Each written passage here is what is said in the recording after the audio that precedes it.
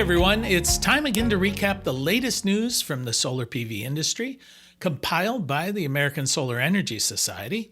I'm Jay Warmke with SolarPVTraining.com, and this is what's happening in the magical world of solar for the week of May 6th.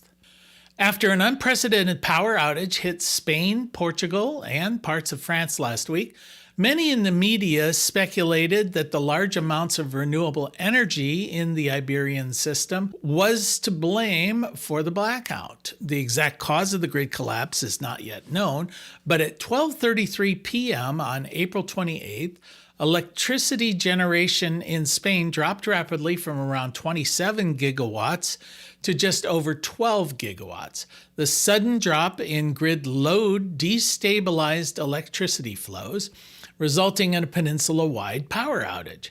At the time of the incident, Spain and Portugal were sourcing about 80% of their electricity from wind and solar, leading to the speculation that the grid could have been overloaded with renewable energy. While renewables are well known for being more intermittent than generation from fossil fuels, the consensus amongst grid experts is that the generation source really had nothing to do with this week's power blackout. The Spanish utility issued a statement that read in part, "It's important to emphasize that there is no reliable or verified information suggesting that the failure that led to the widespread blackout was caused by any generation technology. The electrical grid and generating plants are separate elements. The disconnection of renewable plants and other generating systems, such as nuclear plants, was not the cause of the blackout. The cause is yet to be determined." Nearly all new constructed homes in the United Kingdom will be required to install rooftop solar panels under the Labour government's proposed new net zero regulations. According to the reports in the Guardian newspaper, solar panels will need to be fitted on most new homes within 2 years of beginning construction. The new policy will add roughly $5,000 to the cost of building a new home, but will result in savings of over $1,300 annually in that building's energy costs. California is currently the only state in the U.S. that requires solar panels on all new homes. Other states, including Colorado, Maryland, Massachusetts, Michigan, Minnesota, Nevada, New Mexico, North Carolina, Pennsylvania, and Texas, are also considering similar requirements. The U.S. Department of Energy, or the DOE, is entertaining the idea of using federal lands for artificial intelligence data centers developed that are co-located with power generation facilities. This month, the DOE's Office of Policy requests an RFI, or a request for information, seeking to learn more about using 16 federal research facilities to support the growing demand for data centers. Each site would incorporate on-site energy generation that could be facilitated through fast-track permitting rules.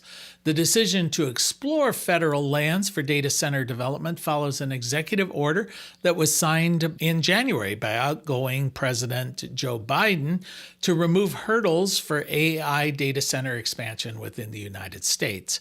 The order also encouraged those large load customers to be powered by renewable energy. President Trump has not only not rescinded this order, but he's actually leaned into it and expanded upon it. A report released by the DOE last year estimated that the electricity needed by U.S. data centers tripled over the past decade and will double or triple again by 2028. By 2028, data centers are expected to consume up to 12% of all of the electricity used nationwide. Polling of 1,000 likely voters by the organization Conservative Texans for Energy Innovation found that 91% of Texans strongly supported landowners' rights to install wind and solar on their own property and to sell that energy back to utilities. The findings come as the Texas renewable energy industry is under legislative assault. The Texas Senate recently passed two bills, Senate Bill 819 and Senate Bill 388, that restrict landowners' ability to put wind and solar on their land and require that for every new watt of renewable power that's added to the grid, it must be matched by a watt of power that comes from coal or natural gas. The poll also found that 75% of Republicans and 90% of independents favored government action to accelerate the adoption of renewable energy. This new poll provided similar results to a 2024 poll that was produced by CEA, the Solar Energy Industries Association, that found that 89% of Texans felt property owners should have the right to lease their land for solar projects. And that's the news from the solar industry for this week. We'll see you next week.